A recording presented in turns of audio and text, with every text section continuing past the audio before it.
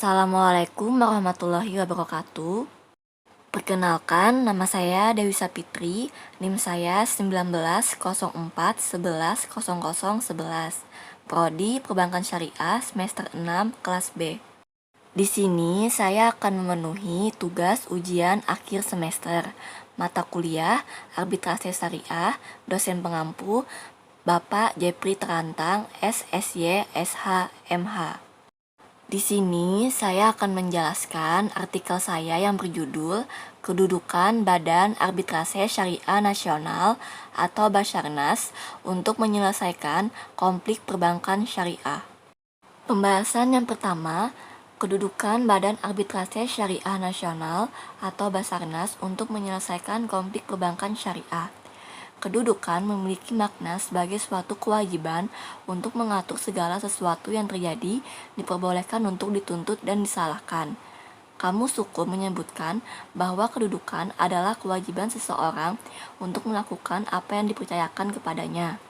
Dalam hukum, kedudukan dapat diartikan sebagai hal yang merupakan akibat bebas dari perlakuan moral seseorang.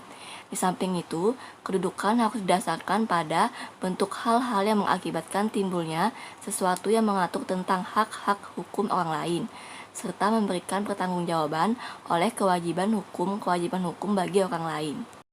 Dalam suatu konflik, suatu perselisihan dapat berkembang jika pihak yang dirugikan secara langsung menyatakan ketidakterimaan atau ketidakpuasannya kepada pihak atau orang lain yang diyakini telah menyebabkan kerugian tersebut. Hal ini dapat diartikan sebagai kelanjutan dari masalah. Masalah dapat berubah suatu perselisihan jika dapat diselesaikan. Masalah adalah konflik antara dua golongan agar bisa menangani suatu konflik yang harus diselesaikan dengan baik supaya tidak merusak hubungan yang telah terjalin dari dua golongan itu.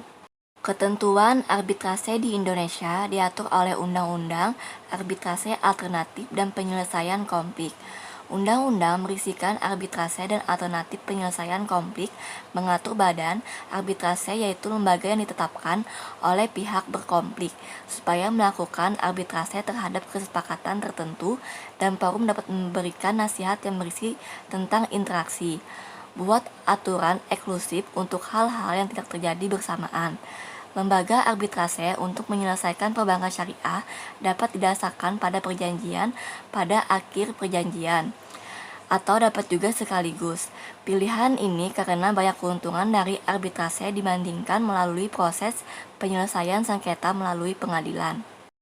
Menurut Mertokusumo, arbitrase merupakan mekanisme pengendalian persaingan di luar pengadilan dengan merujuk pihak-pihak berkepentingan untuk merujuk persaingan kepada seorang hakim.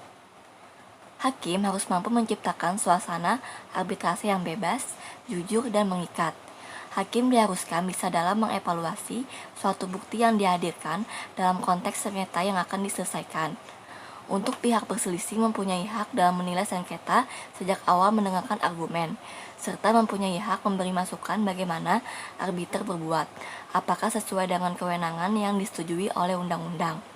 Oleh karena itu, semua menyelesaikan konflik bank syariah dan perselisihan syariah lainnya, terutama yang berkaitan dengan arbiter atau hakim, menjadi tanggung jawab Basarnas. Adanya wewenang Basarnas dibuat pada pasal 1 Aturan Basarnas sebagai berikut. A. Penyelesaian yang jujur serta tangkas atas konflik perdagangan, keuangan, perindustrian, jasa, dan muamalah lainnya yang sepenuhnya diatur oleh peraturan perundang-undangan dari oknum yang konflik dan juga yang berkonflik setuju dengan cara tertulis buat mengajukan penyelesaian. Basarnas menggunakan mekanisme Basarnas sendiri. B. Menyatakan ide agar dapat dikonsolidasikan dari permohonan yang berkonflik dan tiada perselisihan, termasuk dilema tentang penggunaan perjanjian. Pembahasan kedua, peranan Badan Arbitrase Syariah Nasional atau Basarnas dalam menyelesaikan konflik perbankan syariah sesuai dengan peraturan perundang-undangan. Peran dapat berfungsi menggunakan prosedur reguler baik di dalam atau di luar majelis hukum. Penanganan melewati forum majelis hukum yang menjadi upaya terakhir, yang awalnya melewati jalan tentram. Cara menyelesaikan konflik melalui pengadilan adalah kerugian pihak, yaitu pihak dapat mengalami kerugian besar akibat jalannya peristiwa tersebut. Sebab biaya akan ditanggung semua oleh pihak akan tinggi. Dalam penyelesaian perkara perbankan syariah secara non-litigasi, penggunaan penyelesaian secara non-litigasi atau di luar pengadilan untuk menyelesaikan sengketa dalam perkara perbankan syariah terdapat 3 jenis penyelesaian yaitu konflik basarnas, upaya perbankan, dan pelaporan nasabah. 1. Konflik basarnas. Konflik berarti suatu hal yang dapat disebutkan sebagai perselisihan ataupun pertikaian. Konflik sebuah perjuangan yang dilakukan oleh beberapa pihak dalam suatu hal yaitu kekuasaan, otoritas, status, nilai, di mana tujuan para pejuang tidak cuma untuk mendapatkan keuntungan, tetapi juga untuk menaklukkan lawan mereka dengan kekuatan atau ancaman. Pada undang-undang mengenai arbitrase dan alternatif penyelesaian, arbitrase suatu jalan menyelesaikan perdata di luar majelis hukum negeri, biasa berdasarkan kesepakatan arbitrase antara pihak berselisih. Bagi pihak sudah mengajukan perjanjian arbitrase, maka majelis hukum tidak berkewajiban menyidangkan konflik. Pertikaian dapat selesai jika melewati jalur arbitrase yang hanya sebuah konflik hak dari kedua orang tersebut berselisih dan aturan serta keputusan yang dikendalikan sepenuhnya dalam industri komersial. Konflik yang tidak dapat diselesaikan melewati jalur arbitrase yaitu suatu sengketa yang tidak dapat diselesaikan secara musyawarah menurut hukum. 2. Upaya perbankan. Untuk menyelesaikan konflik nasabah menggunakan bank, baik nasabah kecil maupun usaha mikro, perlu dicari cara yang alamiah dan cepat melalui pelaksanaan mediasi bank agar mereka memiliki status sebagai nasabah yang dapat dipertahankan dan dilaksanakan dengan menggunakan reputasi baik bank yang telah menerbitkan Peraturan Bank Indonesia berisi upaya perbankan sudah diubah sesuai Peraturan Bank Indonesia. Mediasi adalah upaya untuk menyelesaikan konflik yang ditangani mediator untuk membantu pihak yang berselisih untuk menyelesaikan sebagian seluruh persoalan yang disengketakan dalam bentuk konvensi sukarela. Mediasi bank terjadi ketika nasabah dan bank gagal memenuhi kebutuhan keuangan nasabah saat menyelesaikan keluhan nasabah yang mengakibatkan situasi nasabah dan bank secara bersamaan. 3. Pelaporan nasabah. Jika suatu bank gagal menyelesaikan pelaporan nasabah dengan baik, ini bisa berubah menjadi gugatan terhadap nasabah atau bank. Sesuai Peraturan Bank Indonesia, berisi mengenai perubahan atas Peraturan Bank Indonesia. Mengenai menyelesaikan laporan nasabah, pelaporan merupakan laporan rasa tidak puas yang dirasakan nasabah, sehingga mengakibatkan kerugian finansial yang disebabkan oleh bank itu sendiri. Tujuan dari perjanjian tersebut untuk melindungi dan mempromosikan keyakinan agama warga di forum bank, serta mengurangi publisitas negatif pada bank yang dapat menurunkan kualitas reputasi bank tersebut. Pada saat nasabah menyampaikan pengaduan, bank wajib memberikan informasi kepada nasabah tentang kebijakan dan mekanisme menyelesaikan laporan. Jika keluhan tertulis harus diselesaikan dalam waktu 20 hari kerja. Kecuali masih ada informasi bahwa ada perselisihan, perlu diteliti. Masih ada yang lebih dari yang ingin dilakukan bank. Perbankan diwajibkan mengungkapkan tanda bukti penerimaan pelaporan pada nasabah. Laporan tersebut dilakukan secara tertulis. Tanda bukti tersebut akan diterima dalam laporan itu memuat beberapa hal, yaitu nomor registrasi pelaporan, nama nasabah, serta nomor telepon pegawai bank yang menerima laporan, uraian singkat pelaporan, dan tanggal pelaporan diterima keluhan. Bank harus menyimpan berkas pelaporan. Setiap pelaporan nasabah, bank harus dilengkapi dengan semua dokumentasi yang relevan dengan menggunakan tanda terima, penanganan, dan penyelesaian pelaporan. Peringatan tertulis jika bank melanggar anggaran. Pembahasan ketiga, kewenangan pengadilan agama untuk menegakkan dan mencabut keputusan Badan Arbitrase Syariah Nasional atau Basarnas. Basarnas merupakan forum tunggal arbitrase Islam di Indonesia. Keberadaan forum memiliki landasan hukum yang kokoh dalam struktur pemerintahan Indonesia. Hukum mengizinkan pihak-pihak yang berkonflik untuk memiliki akses pada forum di luar majelis hukum. Undang-undang kehakiman mengatur bahwa menyelesaikan konflik perdata dilaksanakan di luar majelis hukum melewati alternatif menyelesaikan konflik. Basarnas adalah forum diberdayakan untuk menangani perselisihan berkaitan dengan keuangan syariah, dikarenakan mempunyai tujuan forum agar menyelesaikan perselisihan syariah di perdagangan. Menyelesaikan konflik melewati Basarnas dilakukan secara tersembunyi.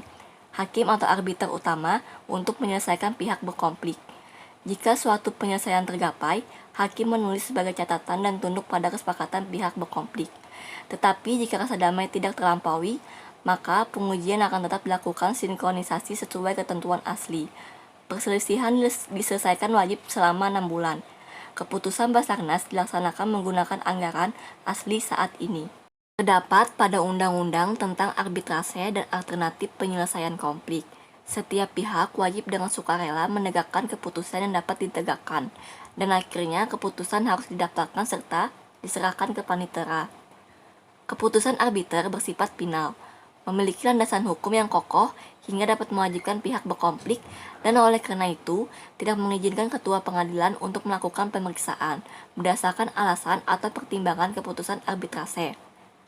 Dalam Undang-Undang, keputusan Dewan Arbitrase Syariah Nasional atau Basarnas terdaftar di Panitera Pengadilan Negeri oleh arbiter atau kuasa hukumnya.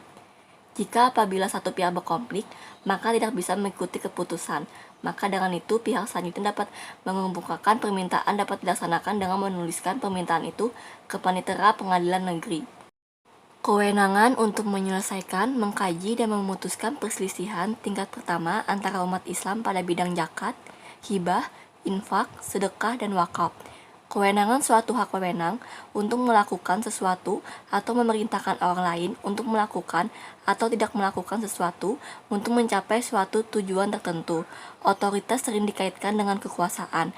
Penggunaan wewenang yang tepat merupakan faktor penting untuk efektivitas dalam mengambil keputusan. Hukum perbankan syariah menetapkan menyelesaikan kontrak berarti melewati pengadilan di dalam pengadilan biasa.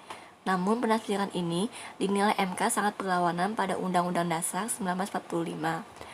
Selanjutnya, dalam penafsiran Undang-Undang Peradilan, arbitrase menurut pasal ini termasuk arbitrase syariah. Putusan MA tersebut membatalkan surat edaran Mahkamah Agung tentang pemberlakuan putusan Majelis Arbitrase Syariah yang selama ini menjadi dasar kekuasaan pengadilan agama untuk mengarahkan pemberlakuan dan penundaan keputusan Basarnas. Selanjutnya, Mahkamah Agung mengeluarkan surat pemberitahuan batalnya pelaksanaan putusan Majelis Arbitrase Syariah atas dasar hukum kuasa. Hakim menyebutkan bahwa dalam setiap pihak tidak melakukan keputusan dengan mengikuti perkataan yang telah diucapkan oleh Presiden. Pengadilan negeri dari permintaan pihak berkonflik, maka permintaan untuk mengambil keputusan pada saat Undang-Undang Kekuasaan Kehakiman diundangkan. Dengan demikian, surat edaran MA yang berisi pelaksanaan putusan Majelis Arbitrase Syariah disebutkan bahwa tidak bisa digunakan lagi. Kesimpulan, kedudukan memiliki makna sebagai suatu kewajiban untuk mengatur segala sesuatu yang terjadi, diperbolehkan untuk dituntut dan disalahkan. Kamus Hukum menyebutkan bahwa kedudukan adalah kewajiban seseorang untuk melakukan apa yang dipercayakan kepadanya. Dalam hukum, kedudukan dapat diartikan sebagai hal yang merupakan akibat bebas dari perlakuan moral seseorang. Di samping itu, kedudukan harus didasarkan pada bentuk hal-hal yang mengakibatkan timbulnya sesuatu yang mengatur tentang hak-hak hukum orang lain, serta memberikan pertanggungjawaban oleh kewajiban hukum bagi orang lain. Itulah tadi penjelasan dari artikel saya. Jika ada salah kata maupun pengucapan, mohon dimaafkan. Sekian dan terima kasih. Wassalamualaikum warahmatullahi wabarakatuh.